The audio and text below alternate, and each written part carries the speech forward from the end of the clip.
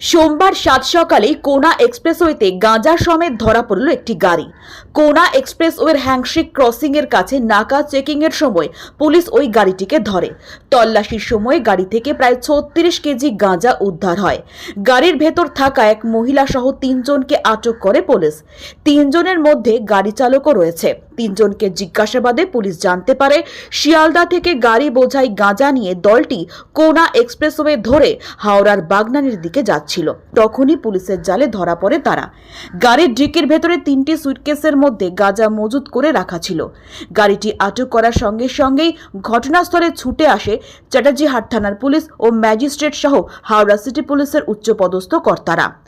ম্যাজিস্ট্রেটের সামনেই ওজন করা হয় গাঁজা এবং তারপর সেগুলি বাজেয়াপ্ত করে আটক করা হয় 3 জনকে। এই 3 জন আসলে কারা, কোথা থেকে এই গাঁজা নিয়ে আসছিল, কোথায় নিয়ে যাচ্ছিল, এদের পেছনে বড় কোনো চক্র আছে কি না তা খতিয়ে দেখছে হাওড়া সিটি পুলিশ।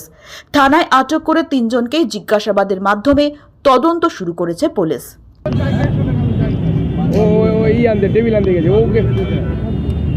বিনোদ সিং এর রিপোর্ট, নিউজ হাওড়া।